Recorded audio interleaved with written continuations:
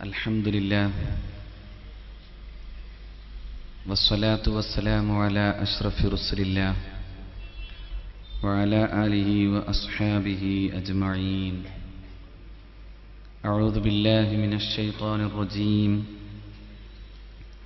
Bismillahir rahmanir rahim. Wa man yushaqiqir rasula min ba'di ma tabayyana lahul huda ويتبع غير سبيل المؤمنين نوله ما تولى ونصله جهنم وساءت مصيرا. صدق الله مولانا العلي العظيم. اللهم صل على سيدنا محمد وعلى آل سيدنا مولانا محمد. വേദിയുടെ ഉദ്ഘാടകൻ അഭിവന്ദ്യരായ ഉസ്താദ് doctor Bahauddeen Nadvi, ബഹുമാന്യരായ അധ്യക്ഷൻ T P Hussain master, ബഹുമാന്യനായ സ്നേഹധന്യനായ സുഹൃത്ത് അബ്ദുറഹ്മാൻ അറക്കൽ, മറ്റു വേദിയിലുള്ള അഭിവന്ദ്യരായ പണ്ഡിതന്മാർ, സ്നേഹമുള്ള സഹോദരന്മാർ, കേരള ഇസ്ലാമിക് ക്ലാസ് റൂമിലൂടെ എന്നെ കേൾക്കുന്ന പ്രിയപ്പെട്ട സഹോദരന്മാർ, വിശിഷ്യ ഈ ശബ്ദം കേൾക്കുന്ന ഇതര മതവിഭാഗങ്ങളിൽപ്പെട്ട സഹോദരന്മാർ, വളരെ സവിശേഷ പ്രാധാന്യമർഹിക്കുന്ന ഒരു വിഷയസംബന്ധമായി സർവതല സ്പർശിയാകുന്ന വിധം തന്നെ ബഹുമാന്യനായ ഉസ്താദ് ഇവിടെ ഉദ്ഘാടന പ്രസംഗം നടത്തിക്കഴിഞ്ഞു. ഇന്ത്യയിലെ മുസ്ലിങ്ങൾക്ക് മാത്രമല്ല, ഇന്ത്യയിലെ ബഹുസ്വര സമൂഹത്തിന് തന്നെ ഭീഷണിയാകുന്ന വിധം ഒരു ഭരണകൂടം കോമൺ കോഡ് കൊണ്ടുവരുന്നു എന്ന ഓലപ്പാമ്പ് കാണിച്ച് പേടിപ്പിക്കുന്ന ഒരു സാഹചര്യം നിലനിൽക്കുമ്പോഴാണ്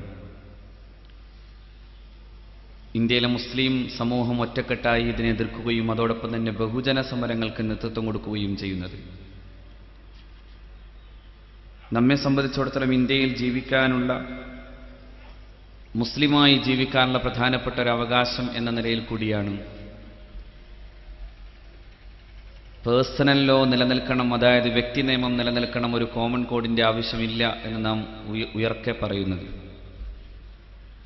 ഇസ്ലാമിക ശരീഅത്തിൻ്റെ 4 പ്രധാനപ്പെട്ട ഘടകങ്ങൾ നമുക്ക് കാണാനാവും. പരിശുദ്ധ ശരീഅത്തുൽ ഇസ്ലാമിനെ സംബന്ധിച്ചിടത്തോളം നമ്മൾ അല്ലാഹുവിൻ്റെ ദീനിൻ്റെ ശരീഅത്ത് പഠിക്കുമ്പോൾ കർമ്മശാസ്ത്ര പണ്ഡിതന്മാർ നമ്മളെ പഠിപ്പിക്കാറ് ഒന്ന്, ഏറ്റവും പ്രധാനമായി വരുന്നത് ഇബാദാത്തുകളാണ്.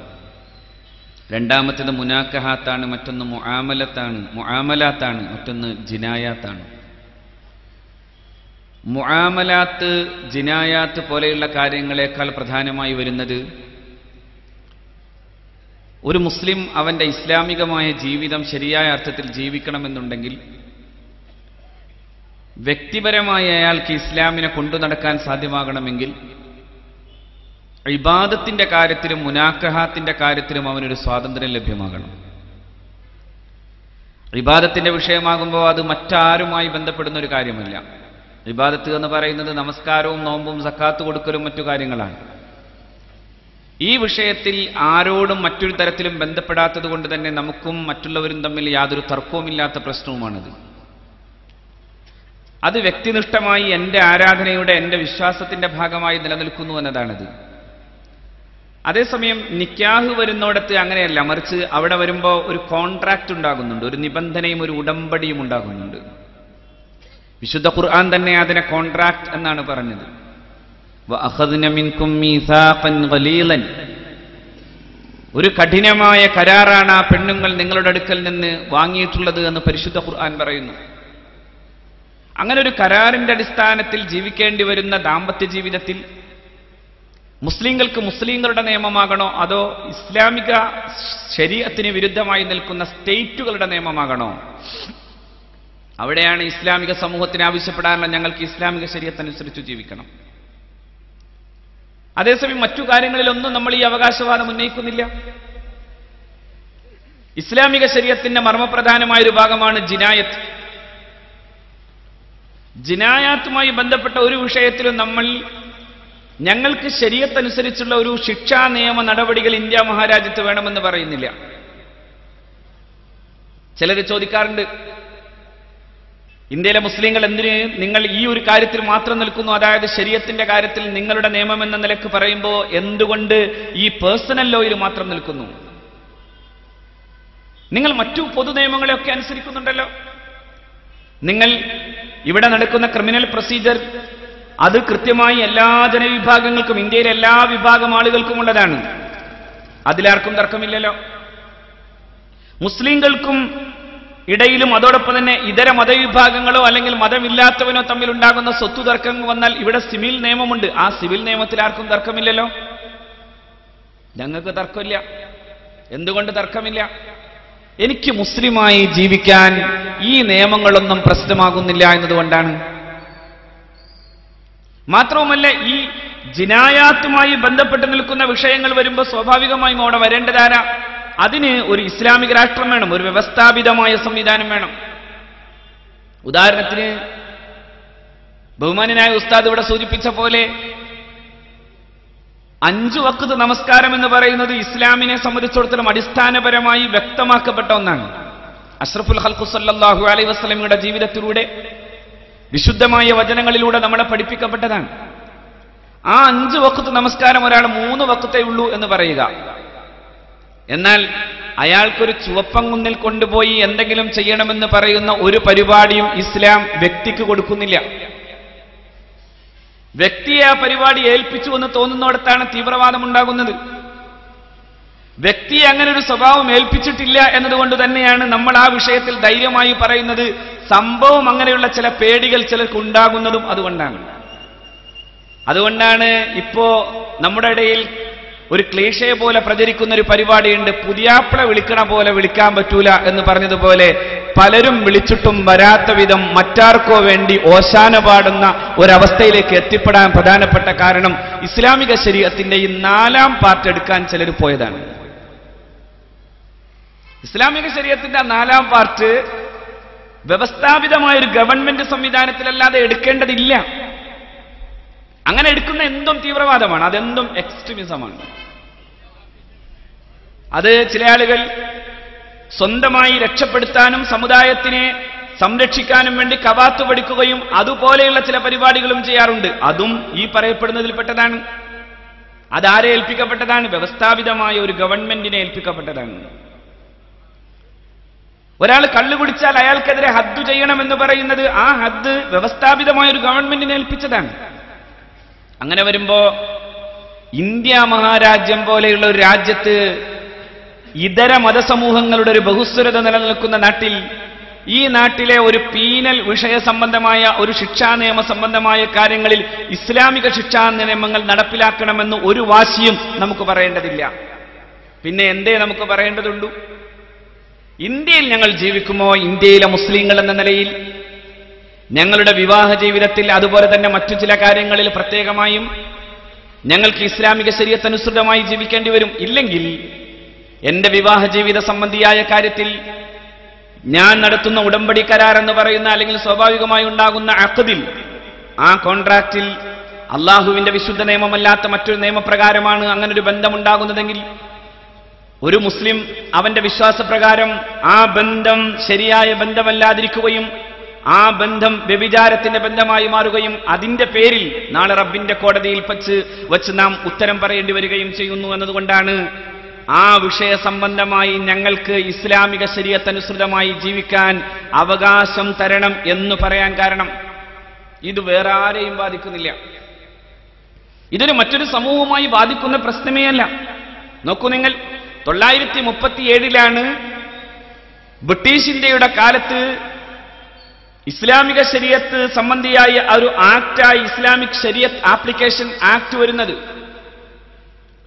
937 അത് ഉണ്ടാകാൻ പ്രധാനപ്പെട്ട കാരണമായി പറയപ്പെടുന്നത് പഞ്ചാബ് സ്വദേശിനിയായ ഒരു സ്ത്രീ അവരുടെ പിതാവിന്റെ സ്വത്തവകാശവുമായി ബന്ധപ്പെട്ടുകൊണ്ട് ബ്രിട്ടീഷ് പ്രീവി കൗൺസിലിൽ ഒരു കേസ് കൊടുത്തു.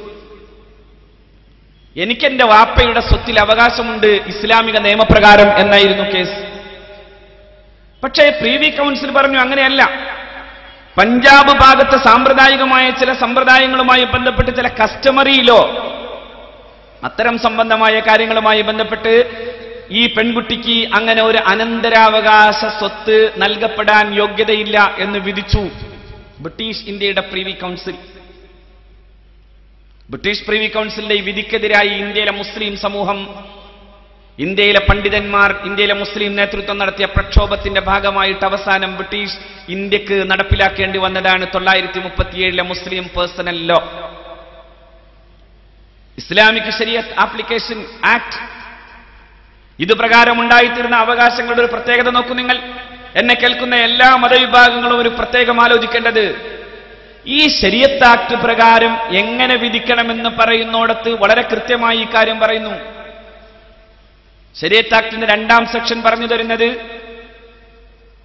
മറ്റു നിയമങ്ങൾ ബാധകമാകാതിരിക്കെ മുസ്ലിങ്ങളെ സംബന്ധിച്ചിടത്തോളം അവരുടെ ഇസ്ലാമികമായ അവരുടെ ദാമ്പത്യം, അതുപോലെ തന്നെ ദാമ്പത്യ ആനന്തര പ്രശ്നങ്ങൾ അഥവാ ത്വലാഖ്, അതുപോലെ തന്നെ ഈലാ, ഖുൽഅ്, ലിഹാർ തുടങ്ങിയിട്ടുള്ളത്, അവരുടെ സ്വത്തവകാശ സംബന്ധിയായ കാര്യങ്ങൾ, അവരുടെ വഖഫ് സംബന്ധിയായ കാര്യങ്ങളിൽ, ഈ പറയപ്പെട്ട കാര്യങ്ങളിൽ the law of decision in cases where the parties are Muslims shall be the Muslim personal law എന്ന് തന്നെയാണ് ഈ ശരീഅത്ത് ആക്ട് കൃത്യമായി പറഞ്ഞു തരുന്നത്. ദ ലോ ഓഫ് ഡിസിഷൻ, അവിടെ എടുക്കേണ്ട തീരുമാനം, ഇൻ കേസസ്, ചില കേസുകളിൽ where the parties are Muslims, പാർട്ടികൾ മുസ്ലിങ്ങളായിരിക്കെ, കക്ഷികൾ മുസ്ലിങ്ങളായിരിക്കെ, ആ കക്ഷികൾക്ക് താല്പര്യമുണ്ടെങ്കിൽ ആ വിഷയ സംബന്ധമായി ഇസ്ലാമിക ശരീഅത്ത് അനുസരിച്ച് വിധിക്കാം. ഷാൽ ബി ദ മുസ്ലിം പേഴ്സണല്ലോ, അവിടെ മുസ്ലിം പേഴ്സണല്ലോ ആവാം. അല്ലാതെ നാട്ടിലെ എന്തു നിയമത്തിലും ഇസ്ലാമിക ശരീഅത്ത് നടപ്പിലാക്കണമെന്ന് നമ്മൾ ആരും പറയുന്നില്ല. രണ്ടു കക്ഷികളും പറയുകയാണ്, എന്റെ ഈ വിഷയത്തിലെ തീരുമാനമെടുക്കേണ്ടത് ശരീഅത്ത് അനുസൃതമാണെന്ന് പറഞ്ഞാൽ ആ ശരീഅത്ത് അനുസൃതമാണെന്ന് പറയുന്നവർക്ക് വേണ്ടി അങ്ങനെ വിധിക്കാൻ ആവശ്യമാകുന്ന ഇസ്ലാമിക പ്രമാണങ്ങളെ കൂട്ടിരുത്തി വിധിക്കാൻ നമ്മുടെ രാജ്യത്തെ നിയമമുണ്ട് എന്നതിനാണ് ഈ പേഴ്സണൽ ലോ എന്ന് നാം പറയുന്നത്. ഇത് വേറെ ആരുമായി തർക്കിക്കണതല്ല. ഒരു മുസ്ലിമിന് അങ്ങനെ വിധിച്ചതിന്റെ പേരിൽ മറ്റേതെങ്കിലും ഒരു സമുദായത്തിന് എന്ത് പ്രശ്നമാണ് ഇന്ത്യ മഹാരാജ്യത്തുണ്ടാകുന്നത്? അതുകൊണ്ടാണ് ആ കൃത്യമായി തന്നെ ആ സെന്റൻസിനെ, ആ വാചകങ്ങളെ ശ്രദ്ധിക്കണം. രണ്ടു പേരും മുസ്ലിങ്ങളാകണം. ഒരു ഹിന്ദുവും ഒരു മുസ്ലിമും തമ്മിലുള്ള തർക്കമല്ല, ഒരു ക്രൈസ്തവനും ഒരു മുസ്ലിമും തമ്മിലുള്ള തർക്കമല്ല. രണ്ടുപേരും മുസ്ലിങ്ങളും ഈ പറയപ്പെട്ട ചില പ്രത്യേകമായ വിഷയങ്ങളുമായിരിക്കെ ആ വിഷയങ്ങളിൽ തീരുമാനമെടുക്കാൻ അവരു തന്നെ സമ്മതിച്ചാൽ അവിടെയാണ് ഈ വിഷയം വരുന്നത്. ഇനി പോകട്ടെ, ഒരു പെണ്ണ് പറയാണ് എനിക്കതൊന്നും വേണ്ട, ഇന്ത്യ മഹാരാജ്യത്തുള്ള സ്പെഷ്യൽ മാരേജ് ആക്ട് പ്രകാരം തന്നെ വിവാഹം ചെയ്യാവുന്നതാണെന്ന് പറഞ്ഞാൽ നമുക്കെന്ത് തർക്കം? നമുക്കെന്തു ചെയ്യാനാകും?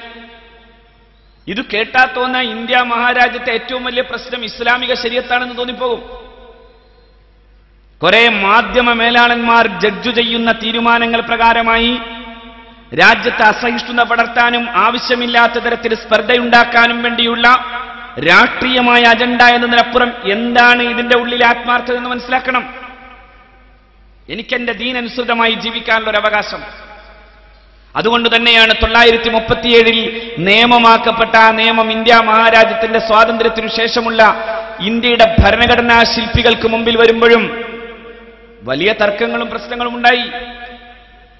ഇന്ത്യ ഒരു സെക്കുലർ രാജ്യമാണ് എന്നതായിരുന്നു ഇന്ത്യയുടെ ഭരണഘടനാ ശില്പികളുടെ വിഭാവന. എന്താ സെക്കുലറിസം? ഇന്ത്യയിൽ ആർക്കും അവരുടെ മതം ആചരിക്കാനും അനുഷ്ഠിക്കാനും അതനുസൃതമായി പ്രവർത്തിക്കാനും പ്രഘോഷണം ചെയ്യാനുമുള്ള സ്വാതന്ത്ര്യമാണ്. ഒരുപക്ഷെ ഇന്ത്യ പോലെ ഇത്രമേൽ മതസൗഹൃദം, മതസഹിഷ്ണുതയും മതസ്വാതന്ത്ര്യവും നിലനിൽക്കുന്ന മറ്റൊരു രാജ്യമുണ്ടാവില്ല. ഇന്ത്യയിലാണ് ഏറ്റവും കൂടുതൽ സ്വാതന്ത്ര്യം എന്ന് പറയുന്നതിൽ ഞാൻ അഭിമാനിക്കുന്നു. സൗദി അറേബ്യയിലെ ഏതെങ്കിലും ഒരു മണൽക്കാട്ടിൽ കൊണ്ടുപോയി ഒരു കുത്തുബിയത്ത് കഴിക്കണമെന്ന് തീരുമാനമെടുത്താൽ നടന്നുവെന്ന് വരില്ല. കുത്തുബിയത്ത് കഴിക്കാൻ വേണ്ടുള്ള തീരുമാനമെടുക്കുകയും കുത്തുബിയത്ത് അങ്ങ് തുടങ്ങുകയും ചെയ്യാം. യാ ഗൗസ് യാ മുഹിയുദ്ദീൻ അബ്ദുൽ ഖാദിർ ജീലാനി. മിക്കവാറും ഇന്റലിജൻസ് ഓഫീസർമാർ വരും, നിർത്താൻ പറയും. നിർത്തിയില്ലെങ്കിൽ അവർക്കത് ശിർക്കാണ്. ആ ശിർക്കിന്റെ പേരിൽ പിന്നെ അവസാനം ജയിലിൽ കയറേണ്ടി വരും. ഇന്ത്യയുടെ പാർലമെന്റിന്റെ തൊട്ടുമുമ്പിൽ പോയി അങ്ങനെ ഒരു പരിപാടി നടത്തുമെങ്കിൽ സുന്നിയായ പാർലമെന്റ് മെമ്പർമാർ നമ്മളിവിടുന്ന് ജയിപ്പിച്ചു വിടുന്ന ഒരാളെ കൊണ്ട് ഉദ്ഘാടനം ചെയ്യിപ്പിക്കാൻ പറ്റുമെങ്കിൽ തുടങ്ങാം. ഒരു പരിപാടിക്കും ഒരു കുഴപ്പമില്ല. എന്തേ കാര്യം? ഇന്ത്യ അങ്ങനൊരു സ്വാതന്ത്ര്യം തരുന്നു. ഇന്ത്യ മഹാരാജ്യത്തിന്റെ ഭരണഘടനയുടെ 25-ാം ആർട്ടിക്കിൾ അത് പറയുന്നു. ചില പ്രത്യേകമായ നിബന്ധനകൾക്ക് വിധേയമായി all persons are equally entitled to freedom of conscience and the right freely to practice, profess and propagate religion. ഇന്ത്യയിൽ ജീവിക്കുന്ന ആർക്കും അവന്റെ മതം പറയാം, പ്രാക്ടീസ് ചെയ്യാം, പ്രഘോഷണം ചെയ്യാം. എന്റെ മതം ഇന്നതാണെന്ന് സാക്ഷാൽ മോദിയോട് പറയാനുള്ള വലിയ സ്വാതന്ത്ര്യമുണ്ട് എനിക്ക്. എന്തുകൊണ്ടാണ് അങ്ങനെ സംഭവിച്ചത്? ഇന്ത്യ എല്ലാ മതവിഭാഗങ്ങളെയും ഒരുപോലെ കാണാനും എല്ലാ മതവിശ്വാസാചാരങ്ങളെയും ഒരുപോലെ സ്വതന്ത്രമായി നിലനിർത്താനും സാധ്യമാകുന്ന ഒരു മനോഹരമായ ഭരണഘടനയുടെ കീഴിലാണ് ഇന്ത്യ മഹാരാജ്യം മുന്നോട്ട് പോകുന്നത്. അതുകൊണ്ട് തന്നെയാണ് നമ്മൾ ഈ വിഷയത്തെ സംബന്ധിച്ച് പറയുമ്പോൾ ഇതേ ചർച്ചകൾ ഇന്ത്യയുടെ കോൺസ്റ്റിറ്റ്യൂവന്റ് അസംബ്ലിയിൽ, ഇന്ത്യയുടെ ഭരണഘടനാ നിർമ്മാണ സഭയിൽ വന്നിട്ടുണ്ട്. ഇന്ത്യയുടെ ഭരണഘടനാ നിർമ്മാണ സഭയിലൂടെ സൂചിപ്പിക്കപ്പെട്ടതുപോലെ നിർദ്ദേശക തത്വങ്ങളാകുന്ന ആർട്ടിക്കിൾ 36 മുതൽ 51 വരെയുള്ള ചർച്ച ചെയ്യപ്പെട്ടു. നമ്മൾ കേട്ടാതൊന്നും ഇന്ത്യ മഹാരാജ്യത്തിന്റെ നിർദ്ദേശക തത്വങ്ങൾ എന്ന് പറയുന്നത് ഇത് മാത്രമാണെന്ന്, ഏത് ഏക സിവിൽ കോഡ് മാത്രമാണെന്ന് അല്ല. ഇവിടെ ഉസ്താദ് പറഞ്ഞല്ലോ, ഇന്ത്യയിൽ ആർട്ടിക്കിൾ 47-ഉം ആർട്ടിക്കിൾ 46-ഉം ഒക്കെ പറയുന്ന പ്രധാനപ്പെട്ട കാര്യം എന്താ? ഇന്ത്യയിലെ ആദിവാസികൾ അടങ്ങുന്ന പാവപ്പെട്ട ജനവിഭാഗങ്ങൾക്ക് അവരെ ചൂഷണത്തിൽ നിന്ന് രക്ഷപ്പെടുത്തുകയും അവർക്കു നേരെയുള്ള ഉപദ്രവങ്ങളും അവരെ അടിച്ചമർത്തുന്ന പരിപാടികളിൽ നിന്നും രാജ്യം അവരെ പ്രൊമോട്ട് ചെയ്യാനാണ് ആദ്യം ശ്രമിക്കേണ്ടത് എന്നതാണ് ആർട്ടിക്കിൾ 46. നരേന്ദ്രമോദി ഓർക്കണം, ഇന്ത്യ മഹാരാജ്യത്താണ് പശുവിന്റെ തൊലിയുരിഞ്ഞു എന്നതിന്റെ പേരിൽ ആദിവാസിക്ക് കൊല ചെയ്യപ്പെടുക മാത്രമല്ല, നിന്ദ്യമാകുന്ന വിധം മരത്തിന്റെ കൊമ്പിൽ തൂക്കിയിടുന്ന വിധം രാജ്യത്തെ നാണം കെടുത്തുന്ന സംഭവ വികാസങ്ങൾ ഉണ്ടായത് അങ്ങ് ഭരിച്ചിട്ടുള്ള ഗുജറാത്ത് എന്ന് പറയുന്ന സംസ്ഥാനത്താണ്. എന്നിട്ടാ നരേന്ദ്രമോദി പറയുന്നത് ഇന്ത്യയിലെ മുസ്ലിം പെണ്ണിന്റെ കണ്ണുനീരിനെ കുറിച്ച്. ഏത് ഇന്ത്യ മുസ്ലിമിന്റെ കണ്ണുനീരാണ് നരേന്ദ്രമോദിക്ക് തുടക്കേണ്ടത്? 2002-ൽ ഇഹ്സാൻ ജിഫ്രി എന്ന് പറയുന്ന കോൺഗ്രസ് MP, ആ മുൻ MP-യാണ്, അന്ന് തന്റെ വീടിന്റെ തൊട്ടുമുമ്പിൽ വന്നു നിൽക്കുന്ന അക്രമകാരികളായി നിൽക്കുന്ന ഫാസിസ്റ്റുകളെ കണ്ടപ്പോ അന്നത്തെ മുഖ്യമന്ത്രിയെ വിളിച്ചു ചോദിച്ചു, എനിക്ക് സംരക്ഷണം വേണം, എന്റെ ഈ വീടിന്റെ ചുറ്റുവട്ടത്തും പെട്രോൾ ബോംബുകളുമായി വന്നു നിൽക്കുന്ന അക്രമകാരികളുണ്ട്, ഞാനടങ്ങുന്ന 30 അംഗ സംഘങ്ങളടങ്ങുന്ന എന്റെ ഈ വീട്ടിലെ കുടുംബക്കാർ മുഴുവനും ചുട്ടുകൊല്ലപ്പെടുമോ എന്ന് ഞാൻ ഭയക്കുന്നു എന്ന് പറയുമ്പോ നീ ചത്തില്ലടാ എന്ന് ചോദിക്കുന്ന ദാഷ്ട്യം കാണിച്ചിട്ടുള്ള ഒരു മുഖ്യമന്ത്രിയാണ് ഇന്ന് ഇന്ത്യയുടെ പ്രധാനമന്ത്രി. അതാണ് ഇന്ത്യയുടെ പരമോന്നത നീതിപീഠത്തിന്റെ മുമ്പിൽ ഒരു വിധവ പൊട്ടിക്കരഞ്ഞു പറഞ്ഞത്, എനിക്ക് നീതി വേണം. ഇഹ്സാൻ ജിഫ്രിയുടെ പ്രിയപ്പെട്ട വിധവ, എനിക്ക് നീതി വേണമെന്ന് ഇഹ്സാൻ ജിഫ്രിയുടെ പ്രിയപ്പെട്ട വിധവയാകുന്ന സക്കിയക്ക് പറയേണ്ടി വരുന്നത്. സക്കിയ ഉൾപ്പെടെ 10,000-കണക്കിന് വരുന്ന മുസ്ലിം പെണ്ണിന്റെ ജീവിതത്തിൽ സംഭവിച്ചിട്ടുള്ള ഏറ്റവും വലിയ ദുരന്തമായി 2002-ലെ ഈ ദുരന്തത്തെ, ഈ വർഗീയ കലാപത്തെ നമുക്ക് കാണാനാകും. കേവലം വർഗീയ ലഹള എന്നല്ല പറയേണ്ടത്. അതുകൊണ്ടാണ് അതേ സാക്ഷാൽ നരേന്ദ്രമോദിയുടെ വർഗത്തിൽപ്പെട്ട അഞ്ജലി മോഡി എന്ന് പറയുന്ന പ്രഗത്ഭയായ പത്രപ്രവർത്തക എന്നെഴുതി, ഇതൊരു റയറ്റല്ല, ഇതൊരു കലാപമല്ല.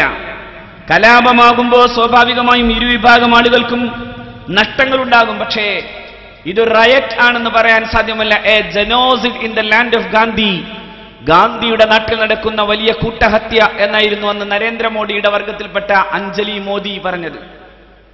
അഞ്ജലി മോദി പറഞ്ഞു, നരേന്ദ്രമോദിയുടെ ഭരണകൂടം കൃത്യമായി ആസൂത്രണം ചെയ്തിട്ടാണ് ഗുജറാത്തിലെ മുസ്ലിങ്ങളെ കൂട്ടക്കശാപ്പ് ചെയ്യുന്നത്. ഇത് ഒരു സ്റ്റേറ്റ് ടെററിസമാണ്, ഇതൊരു സ്റ്റേറ്റ് സ്പോൺസേഡ് ടെററിസമാണ് എന്നായിരുന്നു അന്ന് എഴുതിയത്. ഇന്ത്യയിലെ മതവിഭാഗങ്ങളിലെ എല്ലാ ജനവിഭാഗങ്ങളും ഒരുമിച്ച് പറഞ്ഞു, ഗുജറാത്തിൽ നടക്കുന്നത് വലിയ കലാപമാണ്, വലിയ കൂട്ടഹത്യയാണ്. ഗുജറാത്തിലെ മുസ്ലിങ്ങളെ പൂർണ്ണമായി നശിപ്പിച്ചടങ്ങൂ എന്ന് പറയുന്ന വാശിയിൽ അന്നു നടത്തിയ കൂട്ടക്കലാപത്തിൽ മരിച്ചുപോയവന്റെ വിധവയുടെ കണ്ണുനീരിന്റെ മുമ്പിൽ ഇരുന്നിട്ട് ആലോചിക്കണം, ഏ മുസ്ലിം സഹോദരി എന്ന് ഇന്ത്യയുടെ പ്രധാനമന്ത്രി വിളിക്കുമ്പോ, ഏ മുസ്ലിം സഹോദരി എന്ന് വിളിക്കുമ്പോ ആലോചിക്കണം. ഞാൻ പറഞ്ഞു വരുന്നത്, ഇത് ഇപ്പോ നടക്കുമെന്നൊന്നും ഞാൻ മനസ്സിലാക്കുന്നില്ല. എന്തുകൊണ്ട്? 947-ന് ശേഷമുള്ള ഈ ഭരണഘടനാ രൂപരേഖയുടെ അസംബ്ലിയിൽ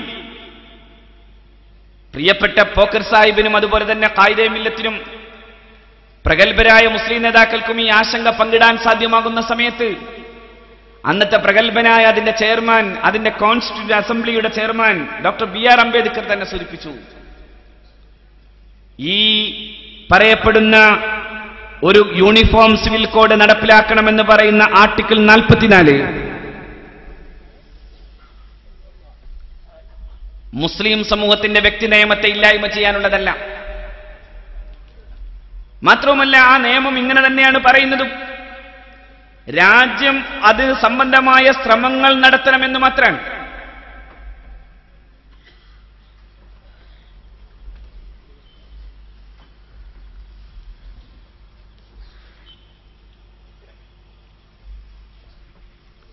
The state shall endeavor to secure for the citizens a uniform civil code throughout the territory of India എന്ന് പറഞ്ഞു വെക്കുന്നിടത്ത് ഇന്ത്യ മഹാരാജ്യത്ത് ഇങ്ങനൊരു യൂണിഫോം സിവിൽ കോഡ് നടപ്പിലാക്കണമെന്ന നിർബന്ധ ബുദ്ധിയല്ല അതിലുള്ളത്.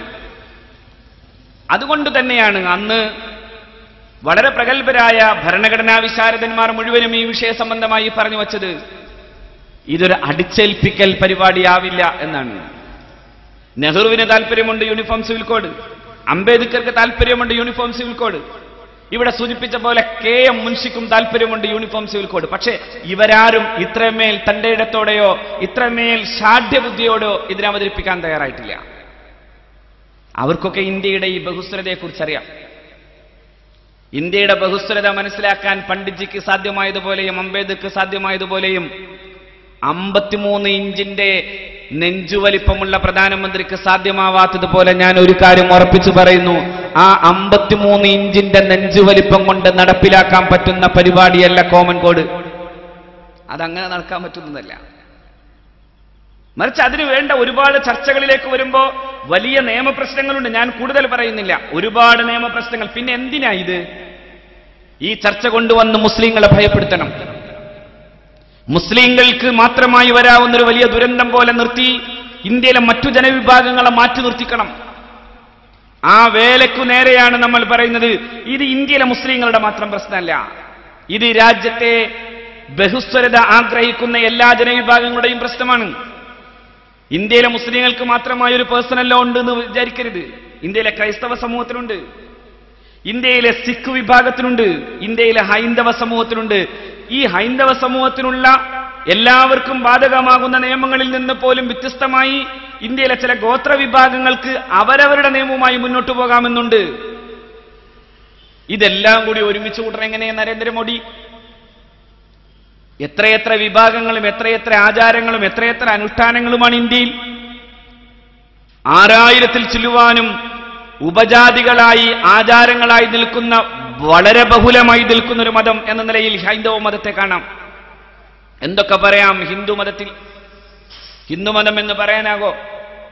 ഹിന്ദു മതം എന്ന് തന്നെ പറയാൻ കഴിയോ? എന്തൊക്കെ വിശ്വാസ പ്രമാണങ്ങളാണ് ഹൈന്ദവ മതം? ഒരാൾ പറയുന്നു മോക്ഷം കിട്ടണമെങ്കിൽ ജ്ഞാനം ലഭ്യമാകണം, അദ്വൈതം, ശങ്കരന്റെ അദ്വൈതം. അപ്പൊ മറ്റൊരാൾ പറയും അങ്ങനെയല്ല, മാധ്വൻ, രണ്ടുണ്ടെന്ന് വിശ്വസിക്കണം, അപ്പോഴേ നമുക്ക് മോക്ഷം ലഭ്യമാകൂ. അപ്പോ രാമാനുജൻ പറയും അങ്ങനെയുമല്ല, അതിന് പകരമായി വ്യത്യസ്തമായ ചില കാഴ്ചപ്പാടുകളോടുകൂടെ അദ്വൈതത്തെ തന്നെ പുൽകണം, അപ്പോഴേ ഒരാൾക്ക് മോക്ഷം കിട്ടൂ. അപ്പോ മറുഭാഗത്തുനിന്ന് ഒരാൾ പറയും അങ്ങനെയുമല്ല, അങ്ങനെ ഈ പറയപ്പെടുന്ന ഉപനിഷത്തുകളെയും വേദങ്ങളെയും യാഗങ്ങളെയും ഒന്നും അനുസരിക്കേണ്ടതില്ല, അങ്ങനെ ഒന്നില്ല എന്ന് മാത്രമല്ല, മരിച്ചിട്ട് പിന്നെ ഒരു പുനർജന്മവുമില്ല, മരിച്ചാൽ ഒരു ജന്മമില്ല. ഭസ്മീഭൂതസ്യ ശരീരസ്യ പുനരുജ്ജീവനം കുത, ഭസ്മീഭൂതമായ ശരീരത്തിനൊരു പുനർജന്മം ഉണ്ടാകുന്നത് എങ്ങനെ എന്ന് ചോദിക്കുന്ന വിധം ഒരു വിഭാഗം ആളുകൾ മതനിരാസവാദികളായി ഇന്ത്യ മഹാരാജ്യത്തുണ്ടായി. ഇതിന്നു തുടങ്ങിയതുമല്ല, എത്രയോ കാലങ്ങളുടെ സഹസ്രാബ്ദങ്ങളുടെ ചരിത്രം പഠിക്കുമ്പോൾ നമുക്കറിയാനാകും ഇന്ത്യ എന്ന് പറയുന്നത് വൈവിധ്യങ്ങളുടെ ഒരു പൂങ്കാവനമാണ്. ആ പൂങ്കാവനം വെട്ടി നശിപ്പിക്കാൻ നരേന്ദ്രമോദിയുടെ ഈ ഫാസിസ്റ്റ് മനോഭാവത്തിന് സാധ്യമാകാത്ത വിധം ഇന്ത്യയുടെ ചരിത്ര പൈതൃകത്തിന്റെ സമ്പുഷ്ടമായ ഇന്നലകൾ നമുക്കൊരു ധൈര്യം പകരുന്നുണ്ട്, ഇന്ത്യയുടെ പ്രത്യേകത, ഇന്ത്യയുടെ പ്രഗത്ഭനായ മുൻ പ്രസിഡന്റ് തന്നെ പറയുന്നു, ഋഗ്വേദ കാലം മുതൽ ഇന്ന് വരെയുള്ള ഇന്ത്യയുടെ പ്രത്യേകതയെക്കുറിച്ച് ഇന്ത്യ കണ്ട ഏറ്റവും പ്രഗത്ഭനായ ദാർശനിക ചരിത്രകാരൻ കൂടിയായ ഡോക്ടർ രാധാകൃഷ്ണൻ പറയുന്നത് കാണാം. From the time of Rigveda period till today, India has been the homeland of religious diversity. India എന്ന് പറയുന്നത് ഇങ്ങനെ വ്യത്യസ്തമായ മതങ്ങളുടെ ഒരു പൂങ്കാവനമായി ഋഗ്വേദ കാലം മുതൽ ഇന്നു വരെ നിലനിൽക്കുന്നു. അതു നിലനിൽക്കണമെന്നാണ് നമ്മളും പറയുന്നത്. മുസ്ലിങ്ങളായി മുസ്ലിങ്ങൾക്ക് ജീവിക്കാൻ, ഹൈന്ദവന് ഹൈന്ദവനായി ജീവിക്കാൻ, ക്രൈസ്തവന് ക്രൈസ്തവനായി ജീവിക്കാൻ, ജൈനന് ജൈനനായി ജീവിക്കാൻ, ബൗദ്ധന് ബൗദ്ധനായി ജീവിക്കാൻ ഇന്ത്യയിൽ സ്വാതന്ത്ര്യം വേണം. എല്ലാം കൂടി ഒരുമിച്ച് കൂട്ടണമെന്ന് പറയുന്നത് അബദ്ധമായിരിക്കുമെന്നതുകൊണ്ട് തന്നെയാണ് ഇന്ത്യയുടെ ഭരണഘടന അതിന് വലിയ സ്വാതന്ത്ര്യം കൊടുക്കാതിരിക്കുക മാത്രമല്ല, ഇന്ത്യയുടെ ഭരണഘടനയിൽ ഒരിക്കലും തൊടാനാവാത്തൊരു അജുംബിത പുഷ്പം പോലെ നിലനിർത്തുന്നതായി ഭരണഘടനയുടെ മൗലികാവകാശങ്ങളെ കൃത്യമായി നിശ്ചയിച്ചത്. ഒരിക്കലും അതിൽ തൊടാൻ രാജ്യത്തിന്റെ ലെജിസ്ലേഷന് പോലും അധികാരം കൊടുക്കുന്നില്ല. പാർലമെന്റിന് കൊടുത്താൽ ചിലപ്പോൾ നരേന്ദ്രമോദിയെ ഇന്ത്യയുടെ പ്രധാനമന്ത്രിയാകുമെന്ന് പ്രവചനവും കറാമത്തും പോലെ എന്ന് ഞാൻ പറയുന്നില്ല. പക്ഷേ ഇന്ത്യയുടെ പ്രഗത്ഭരായ മുൻഗാമികളെ നമുക്കങ്ങനെ കാണാനാവും. ഇവിടെ പലരും വരാം. അതുകൊണ്ട് അംബേദ്കർ തന്നെ പറഞ്ഞത്, ഇന്ത്യയിൽ ഒരു കോമൺ കോഡ് വേണമെന്ന് മുസ്ലിങ്ങൾ ഉൾപ്പെടെയുള്ള ആളുകൾ ആവശ്യപ്പെടുന്ന ഒരു കാലമുണ്ടെങ്കിൽ ആകട്ടെ, ഇല്ലെങ്കിൽ അങ്ങനെ ഒരു കോമൺ കോഡ് അടിച്ചേൽപ്പിക്കാൻ വേണ്ടി ശ്രമിക്കുന്ന ഒരു ഭരണകൂടം ഞാൻ മനസ്സിലാക്കുന്നത് ഒരു ഭ്രാന്തൻ ഭരണകൂടമായിരിക്കും എന്നാണ് അന്ന് അംബേദ്കർ പറഞ്ഞത്. ഒരു ഭ്രാന്തൻ ഭരണകൂടം. ഇനി ഇങ്ങനെ പറഞ്ഞ നട്ടുച്ച പിരാന്തുള്ള ഒരു ഭരണകൂടത്തിനെ ഇങ്ങനെ പറയാൻ സാധ്യമാവും. എന്തുകൊണ്ടെന്നാൽ ഈ വൈവിധ്യങ്ങളെ ഒരുമിച്ച് കൂട്ടുക എന്ന് പറയുന്നത് ഇന്ത്യ എന്ന ഈ മനോഹരമായ രാജ്യ പൈതൃകത്തിന്റെ സ്വത്വത്തെ നശിപ്പിച്ചു കളയും. അപ്പൊ പിന്നെ എന്തിനാ പിന്നെ ഇതൊരൊറ്റ കാര്യത്തിനാണ്. നിരന്തരം അസഹിഷ്ണുതകളെ പെരുക്കുക. നിരന്തരം. എന്നെ കേൾക്കുന്ന ഇതര മതവിഭാഗങ്ങളിൽപ്പെട്ട സഹോദരന്മാരോട് പറയട്ടെ, മുസ്ലിങ്ങൾ ഇങ്ങനെ നിരന്തരം കെട്ടി നടക്കാണെന്നാണ്. മുസ്ലിങ്ങളുടെ വിവാഹമോചനം മാത്രമാണ് പ്രശ്നത്രേ. ഒരു കാര്യം പറയാം, 985 ബീഗം ഷാബാനു കൊടുത്ത കേസുമായി ബന്ധപ്പെട്ടുകൊണ്ട് ഈ ചർച്ച രൂക്ഷമായത് അല്ലേ? നമുക്കൊക്കെ ഓർമ്മയുണ്ടാകും. എന്റെ പ്രിയപ്പെട്ട കാരണവന്മാർക്കറിയുമായിരിക്കും.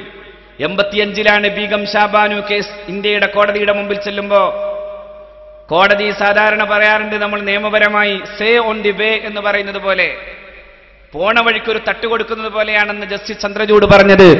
ഒരു കോമൺ കോഡ് വേണം, ഈ ശരീഅത്തൊക്കെ മാറ്റണം. ചില വ്യാഖ്യാനങ്ങൾ ചില ആയത്തുമായി ബന്ധപ്പെട്ടുകൊണ്ട് ചർച്ചയിൽ വന്നു. ഞാൻ കൂടുതൽ വിശദീകരിക്കുന്നില്ല. ആ സമയത്താണ് ഇന്ത്യയിലെ മുസ്ലിങ്ങൾ ഈ വലിയ ഭീഷണിയെ മുന്നിൽ കണ്ടുകൊണ്ട് ഇന്ത്യയുടെ പാർലമെന്റിൽ മഹാനായ ഗുലാം മഹ്മൂദ് ബനാത്വാല സാഹിബ് എഴുന്നേറ്റ് നിന്നു. ബനാത്വാല സാഹിബ് എന്നൊരു ബില്ല്, സ്വകാര്യമായ ബില്ല് അവതരിപ്പിച്ചു. ആ ബില്ല് അവതരണാനന്തരമുണ്ടായ അദ്ദേഹത്തിന്റെ പ്രസംഗം കേട്ടിട്ടാണ് ഇന്ത്യയിലെ പാർലമെന്റ് മെമ്പർമാർ പറഞ്ഞത്, അങ്ങ് പ്രസംഗിക്കുന്നത് കരിങ്കല്ലുകളോടായിരുന്നുവെങ്കിൽ പോലും അവ ഉരുകിപ്പോകുമായിരുന്നു, അത്രയേറെ ഹൃദയാർദ്രമായിരുന്നു അങ്ങയുടെ പ്രസംഗം. ആ പ്രഭാഷണാനന്തരമാണ് ഇന്ത്യയുടെ അന്നത്തെ പ്രധാനമന്ത്രി പറഞ്ഞത്, അങ്ങയുടെ ഈ വികാരം ഇന്ത്യയുടെ മുസൽമാന്റെ വികാരമെങ്കിൽ ഞാനുണ്ടാകും കൂടെ, എന്റെ പാർലമെന്റ് ഉണ്ടാകും കൂടെ. ആ ബില്ല് സ്വകാര്യ ബില്ലായില്ല, അത് ഗവൺമെന്റ് അമെൻഡ് ചെയ്യുന്ന വിധം ഗവൺമെന്റ് ആ കോടതി പരാമർശത്തെ അമെൻഡ് ചെയ്തുകൊണ്ട് ഒരു ആക്റ്റായി കൊണ്ടുവന്നു. പക്ഷെ അന്ന് നമ്മൾ കണ്ടു ഇന്ത്യയിലെ മുസ്ലിങ്ങൾ ഒരേ വികാരത്തോടെ ഒരുമിച്ച് നിൽക്കുന്ന ഘട്ടം. ഇന്ത്യയിലെ മുസ്ലിം വിരുദ്ധ പക്ഷത്ത് വളരെ പ്രഗത്ഭരായ ആളുകളുണ്ടായിരുന്നു. സാക്ഷാൽ EM ശങ്കരൻ നമ്പൂതിരിപ്പാടുണ്ടായിരുന്നു. നമ്പൂതിരിപ്പാടിനോടാണ് അന്ന് ഡൽഹിയിൽ വെച്ച് പത്രക്കാർ ചോദിച്ചു, നമ്പൂതിരി, എങ്ങനെയാണ് നിങ്ങൾ പറയുന്ന ഒരു കോമൺ കോഡിനെ കുറിച്ച് പറയുന്നുണ്ടല്ലോ, എങ്ങനെയാ കോമൺ കോഡ്, ഏതു രീതിയിലാകണം കോമൺ കോഡ്? അന്ന് നമ്പൂതിരിയും പറഞ്ഞു, ഞാൻ ഉദ്ദേശിച്ച കോമൺ കോഡ് ഒരു ഹിന്ദു കോഡായിരിക്കും. സുബ്ഹാനല്ലാഹ്.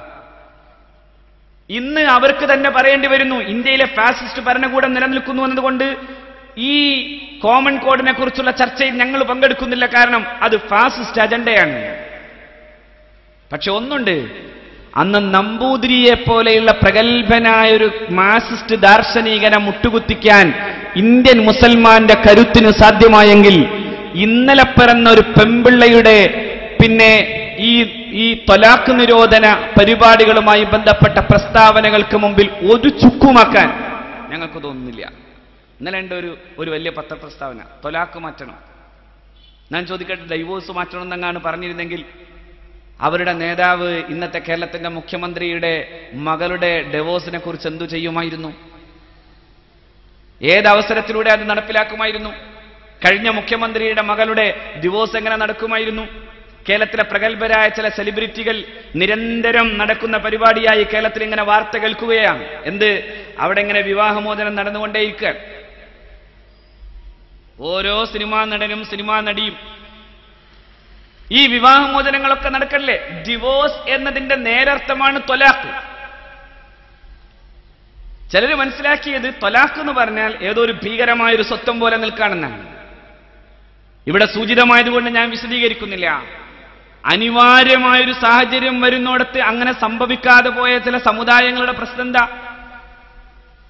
അങ്ങനെ സംഭവിക്കാതെ പോയ ചില സമുദായങ്ങളുടെ പ്രശ്നം, കോടതി കയറി ത്വലാഖ് അതായത് ഡിവോഴ്സ് വാങ്ങാൻ വേണ്ടി നിരന്തരം നടന്നിട്ടും നടക്കാതെ പോകുമ്പോൾ ഒടുക്കം പിന്നെ കേൾക്കാറുണ്ട് പത്രവാർത്തകളിൽ ഗ്യാസ് പൊട്ടി ഭാര്യ മരിച്ചു. അങ്ങനെ ഒരു ദുരന്തം മുസ്ലിം സമൂഹത്തിൽ സംഭവിക്കാത്തതിന്റെ കാരണം എന്താ? ആവശ്യമായതും അനിവാര്യമായതുമായൊരു ഘട്ടം വന്നാൽ ത്വലാഖ് ചൊല്ലാൻ അങ്ങനെ ഒരുപാട് കാലം കോടതി കയറേണ്ടവരില്ല. ചിലപ്പോൾ പെണ്ണിനായിരിക്കും ഡിവോഴ്സ് കിട്ടേണ്ടത്, ചിലപ്പോൾ ആണിനായിരിക്കും. കോടതി കയറി തന്നെ എത്ര കാലം കഴിയുന്നു? എത്ര കാലം? അതുകൊണ്ട് കണ്ട അപ്പൊ തന്നെ തുപ്പേണ്ട ഒരു പരിപാടിയാണ് ത്വലാഖ് എന്ന് അള്ളാഹുവിന്റെ ദീനിട്ട് പറയണൂല. എത്രയൊക്കെ പ്രൊസീജറുകളുണ്ട് പരിശുദ്ധ ദീനിന്. ഫഇലുഹുന്ന വഹ്ജുറുഹുന്ന അനിൽ മലാജി വഹ്ജുറുഹുന്ന ഫിൽ മലാജി വദരിബൂഹുന്ന ഫഇൻ അതഅനകും ഫലാ തബ്ഗു അലൈഹിന്ന സബീല.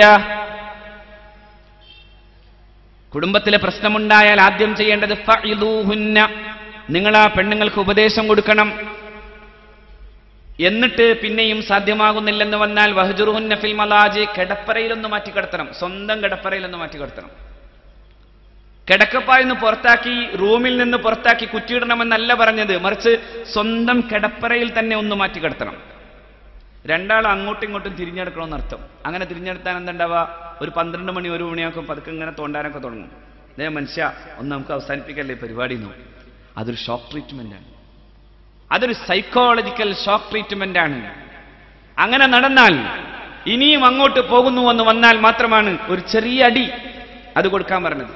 എന്നിട്ട് ഖുർആൻ തന്നെ പറഞ്ഞു അവിടെ എത്തിയാൽ മിക്കവാറും ശരിയാകും. അതുകൊണ്ടാണ് ഫൈൻ അതഅനകും ഫലാ തബ്ഗു അലൈഹിന്ന സബീല.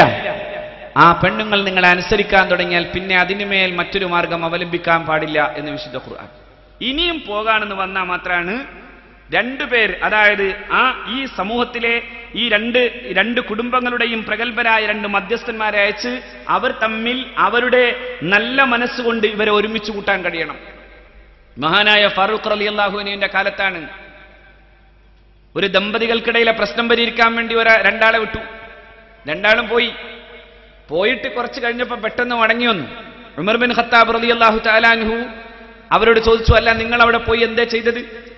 അവർ രണ്ടുപേരും പറഞ്ഞു, ഞങ്ങൾ അവിടെ ചെന്നു, കാര്യങ്ങൾ സംസാരിച്ചു, പക്ഷെ ഒരു കാര്യവും നടക്കുന്നില്ല എന്ന് കണ്ടപ്പോൾ രണ്ടുപേരെ 2 വഴിക്കാക്കി തിരിച്ചു പോന്നു. ഉമറല്ലാൻ വേറൊന്നും നോക്കിയില്ല, മൂപ്പർ 2 അടി കൊടുത്തു രണ്ടുപേർക്കും. ഇവർ രണ്ടുപേരും ഇങ്ങനെ അന്തം വിട്ട് നോക്കി. ഉമറല്ലാൻ പറഞ്ഞു, ഞാൻ നിങ്ങളെ വിട്ടത് ആ കുടുംബം നന്നാക്കാനായിരുന്നു, പക്ഷെ നിങ്ങളത് നന്നാക്കാതെ പോന്നു. അപ്പോ അവർ ചോദിച്ചു, ഞങ്ങളെന്ത് പഴച്ചു? മഹാനായ ഫാറൂഖ് റളിയല്ലാഹു തആല ഓതി, ഇൻ യുരീദാ ഇസ്ലാഹൻ യുവഫിഖില്ലാഹു ബൈനഹുമാ ഇൻ യുരീദാ ഇസ്ലാഹ. അവർ രണ്ടുപേരും നല്ലത് ഉദ്ദേശിച്ചിരുന്നുവെങ്കിൽ അല്ലാഹു റബ്ബുൽ ഇസ്സത്തി ഈ 2 ദമ്പതികൾക്കിടയിലും തൗഫീഖ് ചെയ്തു കൊടുക്കുമായിരുന്നു എന്ന് പരിശുദ്ധ ഖുർആൻ. അല്ലാഹു തൗഫീഖ് ചെയ്തു കൊടുക്കുമെന്ന് സയ്യിദുനാ ഉമർ ബിൻ ഖത്താബ് റളിയല്ലാഹു അൻഹു പറഞ്ഞു, നിങ്ങൾക്കിടയിലാണ് പ്രശ്നം, ദമ്പതികൾക്കിടയിലല്ല പ്രശ്നം.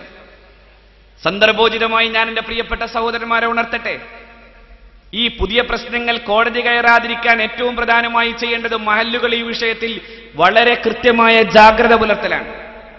കുറച്ചേ ഉള്ളൂ എന്നാ പോലും. ഇപ്പോ ഈ കഴിഞ്ഞ 2 ആഴ്ച മുമ്പ് കേരള നിയമസഭയിൽ മുഖ്യമന്ത്രി വെച്ച ഒരു കണക്കുണ്ട്. ഈ വർഷത്തെ കണക്ക് ഏതാണ്ട് 12,000-ഓളം വരുന്ന കോടതി കേസുകളാണ് കുടുംബ കലഹങ്ങളുടെ പേരിലുള്ളത്. ആ 12,000-ന്റെ കണക്ക് പറഞ്ഞപ്പോ നിങ്ങൾ ആലോചിക്കണം, 1900 ഉണ്ട് എറണാകുളം ജില്ലയിൽ. എന്റെ ജില്ലയാണ് എറണാകുളം ജില്ല, പക്ഷെ 1900 ഉണ്ട്. മലപ്പുറം ജില്ലയ്ക്ക് 368 ഉള്ളൂ. ഏത് മലപ്പുറം ജില്ല എന്നറിയോ? വരാഹം പ്രസവിക്കണമാരി പ്രസവിക്കുന്ന മലപ്പുറം ജില്ല.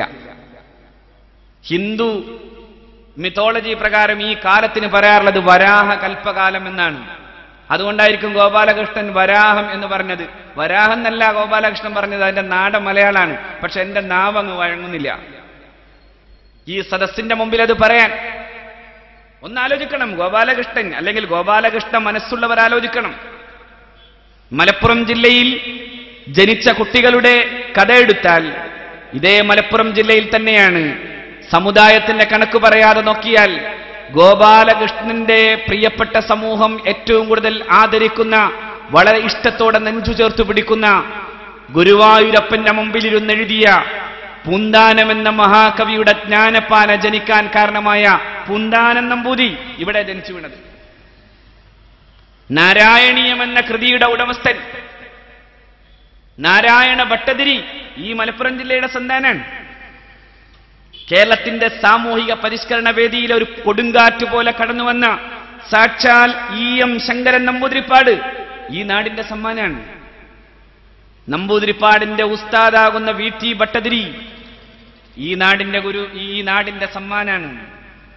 സമുദായത്തിന്റെ കണക്കാണെങ്കിൽ ഞാൻ പറയാം, ഗോപാലകൃഷ്ണ, ഇന്ത്യ മഹാരാജ്യത്തിന് മിസൈൽ സാങ്കേതിക വിദ്യയുടെ വലിയ വലിപ്പങ്ങൾ പറയാൻ സാധ്യമാകുന്ന വിധം മിസൈൽ മാൻ ഓഫ് ഇന്ത്യ എന്ന് പറയുന്ന വിധം പ്രഗത്ഭനായി മാറിയ ഡോക്ടർ APJ അബുൽ കലാം ഈ സമുദായത്തിന്റെ ഉദരത്തിൽ പിറന്ന, ആ അർത്ഥത്തിൽ ഗോപാലകൃഷ്ണന് മറ്റെന്തെങ്കിലും പറയാനാകുമെങ്കിൽ അങ്ങനെ ഉദരത്തിൽ പിറന്ന കുഞ്ഞാണ്.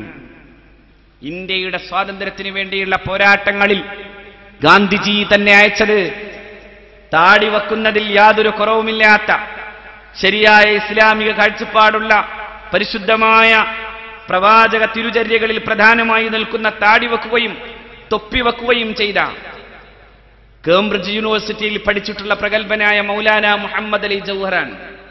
മൗലാന മുഹമ്മദ് അലി ജൗഹറിനോടാണ് വട്ടമേശ മഹാസമ്മേളനത്തിൽ പങ്കെടുക്കാൻ വിട്ടത് ഗാന്ധിജി. എന്നിട്ട് ആ മനുഷ്യൻ അവിടെ ചെന്ന് പ്രസംഗിച്ചതെന്തെന്നോ, അവിടെ സാധാരണ ബ്രിട്ടീഷ് രാജാവിന്റെ മുമ്പിൽ ചെന്നാൽ പ്രസംഗിക്കേണ്ടത് ഹീസ് എക്സലൻസി അവർ ബിലൗഡ് ലോർഡ്ഷിപ്പ് എന്നൊക്കെയാണ്. പക്ഷെ മൗലാന മുഹമ്മദ് അലി അങ്ങനെയല്ല പറഞ്ഞത്. മൗലാന മുഹമ്മദ് അലി പറഞ്ഞത് മിസ്റ്റർ ജോർജ് എന്നാണ്.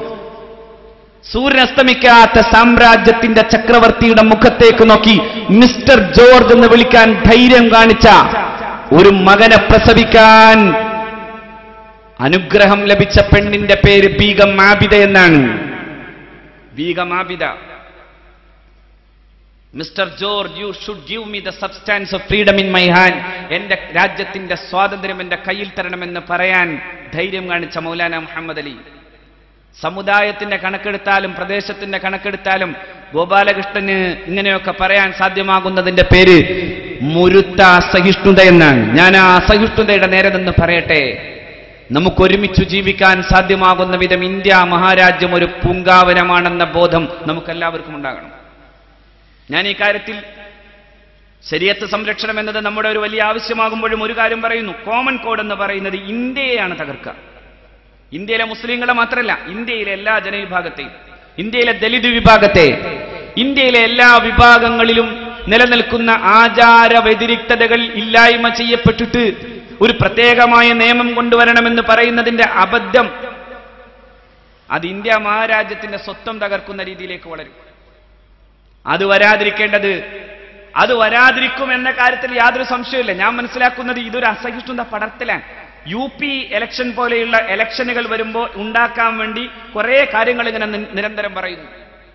കൂട്ടത്തിൽ ചിലരും പറയുന്നു, ഇപ്പൊ ഞാൻ പറഞ്ഞില്ലേ, ചിലർ പറയുന്നു ഇപ്പോ സമസ്ത കേരള ജംഇയ്യത്തുൽ മുഷാവറ പാസ്സാക്കുന്നത് പോലെ ഒരു വലിയൊരു മുഷാവറ ഉണ്ട് CPM-ന്. ആ സുപ്രീം കൗൺസിലാകുന്ന പോളിറ്റ് ബ്യൂറോ പറഞ്ഞു മുത്തലാഖ് നിരോധിക്കണം. മൂട്ടാ വിവാഹം എന്ന് പറഞ്ഞ EMS-നെ മുട്ടുകുത്തിക്കാൻ മാത്രം കരുത്തുണ്ടായ മുസ്ലിം സമൂഹത്തിന്റെ മുമ്പിൽ ഇനി അങ്ങനൊരു മുഷാവറയുടെ പാസാക്കൽ ഫത്വ വേണ്ട. പണ്ട് EM ശങ്കരൻ നമ്പൂതിരിപ്പാടിന് അവസാനം മുട്ടുകുത്തേണ്ടി വന്നിട്ടുണ്ട്. ഇപ്പോ അതിനുശേഷം പറയുന്നു തലാഖും വേണ്ട, ഒക്കെ ഇങ്ങനെ വേണ്ടാന്ന് ചീട്ട് എഴുതി കൊടുക്കാൻ വേണ്ടി CPM-നെ ആരാണോ ഏൽപ്പിച്ചു കൊടുത്തത്? സത്യത്തിൽ ഇപ്പോ കൂടാൻ പറ്റാഞ്ഞിട്ടാണ്. പക്ഷേ സംഭവം അങ്ങനെ തന്നെയാണ്.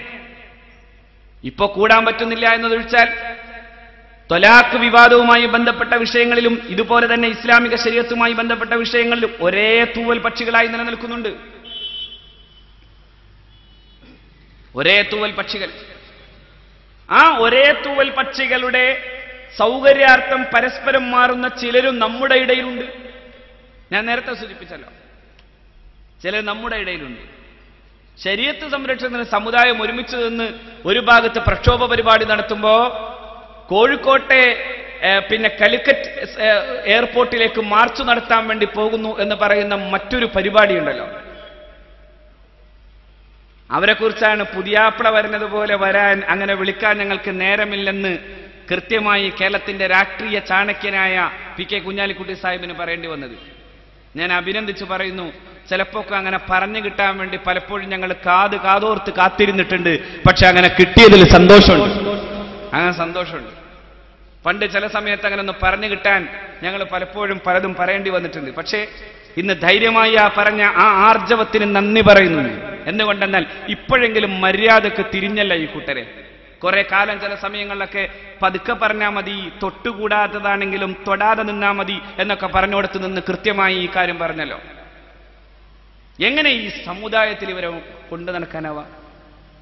ശരീഅത്തിന്റെ ഭീഷണിക്ക് മുമ്പിൽ ഒരു സമുദായം നെഞ്ചു ചേർത്ത് അള്ളാഹുവിന്റെ ദീനിന്റെ ശരീഅത്ത് നിലനിൽക്കാൻ വേണ്ടിയുള്ള സംരക്ഷണ പോരാട്ടങ്ങളുമായി മുന്നോട്ടു പോകുന്ന കാലത്താണ് അന്ന് ഇസ്ലാമിക വിരുദ്ധ ശക്തികളുടെ കൂടെ നിന്നത്. അന്ന് ഇസ്ലാമിക വിരുദ്ധ ശക്തികളുടെ കൂടെ നിന്നുകൊണ്ടായിരുന്നു മഹാനായ ശൈഖുന ശംസുൽ ഉലമയും കണ്ണിയത്ത് ഉസ്താദിന്റെയും നേതൃത്വത്തെ അവമതിപ്പോടെ കണ്ടത്. ഇന്ന് അതുതന്നെ ചെയ്യുന്നു. ഇന്നും മുസ്ലിം ഉമ്മത്തിന്റെ നേതാവ് മഹാനായ സയ്യിദ് ഹൈദരലി ശിഹാബ് തങ്ങൾ വിളിക്കുമ്പോൾ മറ്റെല്ലാവരും അവരുടെ അവാന്തരമായ മറ്റു തർക്കങ്ങൾ മുഴുവൻ മാറ്റിവെച്ചു. സന്തോഷം. കാരണം ഈ പ്രശ്നം അങ്ങനെ കൈകാര്യം ചെയ്യണമെന്ന് മുസ്ലിം സമൂഹത്തിലെ മുഴുവൻ നേതാക്കന്മാരും മനസ്സിലാക്കിയതുകൊണ്ട് അവരെല്ലാം ഒരുമിച്ചു നിന്നു.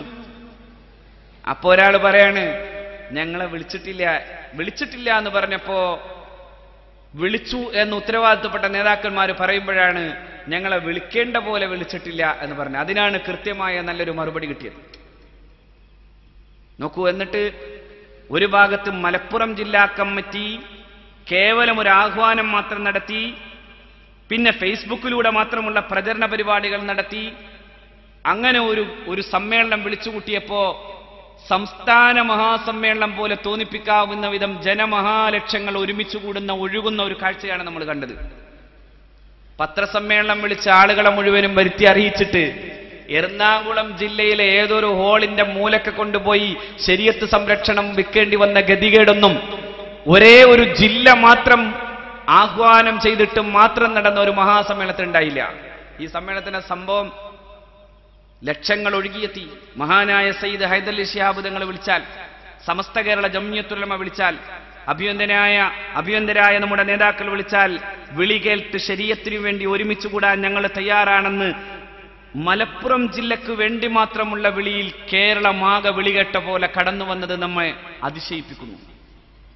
അതുകൊണ്ട് ഞാൻ എൻ്റെ പ്രിയപ്പെട്ട സഹോദരന്മാരോട് പറയട്ടെ, എന്നെ കേൾക്കുന്ന ഇതര മതവിഭാഗങ്ങളിൽപ്പെട്ട സഹോദരന്മാരോട് പറയട്ടെ, ഇസ്ലാമിക ശരീഅത്ത് എന്ന് പറയുന്നതോ അല്ലെങ്കിൽ ഇസ്ലാം എന്ന് പറയുന്നതോ ചിലർ പറയുന്നത് പോലെ അത്ര വലിയ ഭീകരമല്ല. പരിശുദ്ധ ഖുർആനിലെ ചില പരാമർശങ്ങളൊക്കെ പലപ്പോഴും അടർത്തിയെടുത്തിട്ടാണ് ചില ആളുകൾ പറയുന്നു ഇസ്ലാം വലിയ യുദ്ധം ചെയ്യുന്ന മതമാണ്. ഞാൻ ചോദിക്കട്ടെ, ആരാ യുദ്ധം ചെയ്യാത്തത്? യുദ്ധം തുടങ്ങുന്നോടത്താണ് ഭഗവത്ഗീത തുടങ്ങുന്നത്. യുദ്ധം തുടങ്ങണമെന്ന് പറയുന്നിടത്താണ്. കഥം ഭീഷ്മമഹം സംഘേ ദ്രോണം ച മധുസൂദന ഇഷുഭി പ്രതിയോത്സ്യാമി പൂജാർഹം വരിസൂദന. ഏ കൃഷ്ണ, ഞാൻ എങ്ങനെയാണ് ദ്രോണാചാര്യരോട് യുദ്ധം ചെയ്യേണ്ടത്? ദ്രോണാചാര്യർ എന്ന് പറഞ്ഞാൽ എന്റെ ഗുരുവാൻ. ഉസ്താദിനോട് യുദ്ധം ചെയ്യാൻ പാടില്ല എന്ന് അർജുനനുണ്ടായിരുന്ന ഒരു കുറ്റബോധം. അതുകൊണ്ട് അർജുനൻ പറഞ്ഞു, കൃഷ്ണ, ഞാൻ എങ്ങനെയാണ് ദ്രോണാചാര്യരോട് യുദ്ധം ചെയ്യേണ്ടത്? എങ്ങനെയാണ് ഞാൻ ഭീഷ്മ പിതാമഹനോട് യുദ്ധം ചെയ്യേണ്ടത്? എനിക്ക് വയ്യ. നജ ശക്നോമ്യവസ്ഥാതും, എനിക്ക് പിടിച്ചു നിൽക്കാനാവുന്നില്ല, ഞാൻ ഇരിക്കുകയാണെന്ന് പറഞ്ഞ് രഥത്തിൽ ഗാണ്ഡീവം വെച്ച് കുത്തിയിരുന്ന അർജുനന്റെ മുമ്പിലാണ് ക്ലൈബ്യം മാസ്മഗമപാർത്ഥ ന ഏതത്വയുപപദ്യതേ, ഈ ക്ലൈബ്യം മാറ്റിവെച്ച് മുന്നോട്ടു പോകണം, നിന്നെ പോലെയുള്ളവർക്ക് യോജിച്ച പണിയല്ല ഈ മനോവിഷമം എന്ന് പറഞ്ഞ് എഴുന്നേൽക്കൂ പാർത്ഥ, യുദ്ധം ചെയ്യൂ എന്നാവശ്യപ്പെടുന്നിടത്താണ് ഭഗവത്ഗീത. ഞാൻ പറയുന്നില്ല എൻ്റെ പ്രിയപ്പെട്ട സഹോദരന്മാരെ ശ്രീമദ് ഭഗവത്ഗീത മുഴുവനും നിരോധിക്കണമെന്ന്. എന്തുകൊണ്ടെന്നാൽ അതിന്റെ കോണ്ടെക്സ്റ്റ് ഉണ്ട്, അതിന്റെ സന്ദർഭമുണ്ട്. പരിശുദ്ധ ഖുർആനിന്റെ ആയത്തുകൾക്കും അതിന്റെ സന്ദർഭങ്ങളുണ്ട്. യുദ്ധം ചെയ്യണമെന്ന് പറഞ്ഞതിന് അതിന്റെ സന്ദർഭമുണ്ട്. എവിടെ യുദ്ധം ചെയ്യണം, എങ്ങനെ യുദ്ധം ചെയ്യണം, ഏതു രീതി ഉണ്ടാകണം, ഏതു നിബന്ധനകൾ പാലിക്കണം, എങ്ങനെ യുദ്ധം ചെയ്യണം. യുദ്ധം ചെയ്യുന്നിടത്ത് പോലും അല്ലാഹു റബ്ബുൽ ഇസ്സത്ത് പറഞ്ഞു, നിങ്ങൾ വലാ തഅ്തദൂ ഇന്നല്ലാഹ ലാ യുഹിബ്ബുൽ മുഅ്തദീൻ, നിങ്ങൾ അതിക്രമം കാണിച്ചേക്കരുത്, കാരണം അതിക്രമകാരികളെ അല്ലാഹു ഇഷ്ടപ്പെടുന്നില്ല. യുദ്ധത്തിന്റെ മുമ്പിലാണ്. യുദ്ധത്തിന്റെ എല്ലാവിധ സാഹചര്യങ്ങളും ഉണ്ടാകുമ്പോഴും യുദ്ധം അവസാനിപ്പിക്കുന്ന ഒരു പ്രവാചകന്റെ ജീവിതത്തെക്കുറിച്ചാണ് പ്രഗത്ഭനായ PKET പറഞ്ഞത്. മുഹമ്മദ് നബി സല്ലല്ലാഹു അലൈഹി വസല്ലമ തങ്ങൾ മക്കത്തു ശരീഫയിലേക്ക് കടന്നു വരുന്നു. 10,000 വരുന്ന അനുയായികൾ, മുമ്പിൽ നിൽക്കുന്നവർ മുഴുവൻ ശത്രുക്കൾ. പക്ഷേ പ്രവാചകന്റെ വരവിനെ കുറിച്ച് PKET പറയുന്നു, മുഹമ്മദ് നബി കടന്നു വന്നു, ഒരു വീടും കൊള്ളയടിക്കപ്പെട്ടില്ലെന്ന് മാത്രമല്ല, however the peoples were treated with special magnanimity through all the annals of conquest, there is no triumphant entry comparable to this one. ആ ജനത വല്ലാത്തൊരു മഹാമനസ്കത കൊണ്ട് പരിചരിക്കപ്പെടുകയായിരുന്നു. ആ മഹാപ്രവാചകന്റെ ദിഗ്വിജയത്തിന്റെ ചരിത്രമെടുക്കുമ്പോ മാനവ സമൂഹത്തിന്റെ ചരിത്രത്തിൽ എമ്പാടും കണ്ടിട്ടുള്ള യുദ്ധവിജയങ്ങൾ ഒന്നിനോടും താരതമ്യം ചെയ്യാൻ സാധ്യമാകാത്ത മനുഷ്യത്വത്തിന്റെയും കൃപാലുതയുടെയും ഉദാഹരണം അത് മുഹമ്മദ് നബിയുടെ ജീവിതമാകുന്നു എന്ന് പറയാൻ മുസ്ലിം ചരിത്രകാരനല്ല, ഓറിയന്റലിസ്റ്റ് ചരിത്രകാരനെ പോലും പ്രേരിപ്പിക്കുന്ന ജീവിതത്തിന്റെ പേരാണ് മുഹമ്മദ് മുസ്തഫ സ്വല്ലല്ലാഹു അലൈഹി വസല്ലം. അതുകൊണ്ട് ഈ ദീനിനെ പഠിക്കുമ്പോ, ഈ രാജ്യത്തിന്റെ സ്വഭാവങ്ങളെയും വൈവിധ്യങ്ങളെയും പഠിക്കുമ്പോ നമുക്ക് ഒന്നിച്ചു പോകാൻ സാധിക്കണം. എല്ലാ വിഭാഗങ്ങൾക്കും അവരവരുടേതായ നന്മകൾ പറയാനുണ്ട്. ഹൈന്ദവ ദർശനങ്ങളിൽ നിരന്തരമായി കാണുന്നത് മനുഷ്യത്വത്തെക്കുറിച്ചുള്ള ഉദ്ഘോഷണമാണ്. ഞാൻ സമ്മതിച്ചു പറയുന്നു, ബ്രഹ്മത്തിന്റെ ദൈവത്തിന്റെ രഹസ്യത്തെക്കുറിച്ച് ചോദിക്കാൻ ചെന്ന ശിഷ്യനോട് ഗൂഢം ബ്രഹ്മം യദിദം വോ ബ്രവീമി ന മാനുഷാത് ശ്രേഷ്ഠതരം ഹി കിഞ്ചിത്, ഗൂഢമായ ബ്രഹ്മരഹസ്യത്തെക്കുറിച്ച് ഞാൻ പറഞ്ഞു തരാം, അത് മനുഷ്യനേക്കാൾ ശ്രേഷ്ഠമായതല്ലാത്ത മറ്റൊന്നുമില്ലെന്ന് പറയാൻ മാത്രം ഇന്ത്യ മഹാരാജ്യത്തിനൊരു വലിപ്പമുണ്ട്. അതുകൊണ്ടാ നാരായണ ഗുരു പറഞ്ഞത്, പശുവിനല്ല ജാതി, മനുഷ്യനാണ് ജാതി. ഏതു ജാതി? മനുഷ്യത്വം എന്ന ജാതി. ഇന്ത്യയിലിപ്പോ വലിയൊരു ചർച്ചയായി മാറുന്ന 2 മൃഗങ്ങൾ.